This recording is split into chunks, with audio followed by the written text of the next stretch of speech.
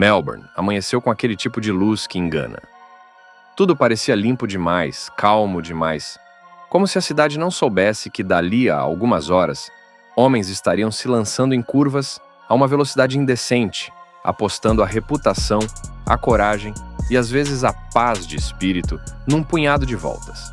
E no começo de temporada, quando tudo ainda é promessa e ninguém sabe exatamente quem é quem, há um brasileiro tentando se firmar onde o mundo costuma exigir pressa.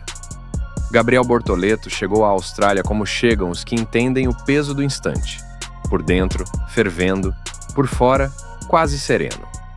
A Audi também estava ali, mas com outro tipo de nervosismo. Não o nervosismo do piloto, que é íntimo, quase biológico, feito de reflexo, medo e instinto. O da Audi era um nervosismo de estreia grande, dessas que carregam sobrenome, investimento, expectativa, relatório, ambição e cobrança. Entrar na Fórmula 1 é fácil no PowerPoint. Difícil é entrar num domingo de corrida, quando o carro precisa responder sem discurso, sem cerimônia, sem marketing. E respondeu. Respondeu do jeito mais honesto que o esporte conhece, com luta. Bortoleto levou o carro até onde dava.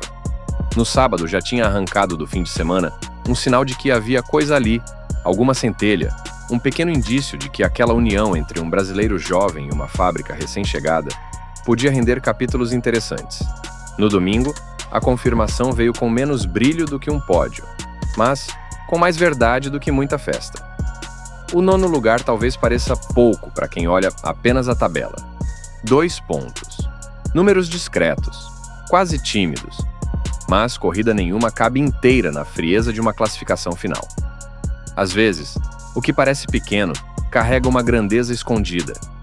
E o que Bortoleto fez em Melbourne teve esse tamanho escondido das coisas importantes. Ele correu, como se estivesse aprendendo o idioma da prova enquanto a prova acontecia. Um idioma áspero, embolado, novo. Carros difíceis de entender. Disputas estranhas, ultrapassagens que surgiam e desapareciam num piscar. Nada muito limpo, nada muito previsível. Era preciso cabeça fria para não se perder no ruído. Era preciso sensibilidade para perceber onde a corrida abria uma fresta. Era preciso maturidade para não se desesperar. E ele não se desesperou. Talvez tenha sido essa a parte mais bonita. Bortoleto entendeu que nem toda corrida se vence. Algumas se decifram. E foi decifrando. Um carro aqui, outro adiante, um espaço improvável, uma insistência, uma volta bem costurada. E de repente, a estreia da Audi já não parecia apenas institucional, histórica, simbólica. Parecia concreta. Tinha ponto. Tinha presença. Tinha rosto. E o rosto era brasileiro. Isso talvez seja o que mais toca. Porque o automobilismo, para nós, nunca foi só automobilismo. Entre um motor e outro, entre um capacete e outro, o Brasil sempre procurou alguma continuação de si mesmo nas pistas. Não necessariamente um novo ídolo pronto, desses que a imprensa apressa e o público devora, mas um sinal, um fio. Um rapaz que, por um instante, nos faça lembrar que ainda sabemos olhar para um cockpit e sentir alguma coisa além de curiosidade. E Bortoleto, na Austrália, ofereceu exatamente isso. Uma sensação. Sensação de começo. A Audi saiu de Melbourne, com os primeiros pontos da própria história recente na Fórmula 1.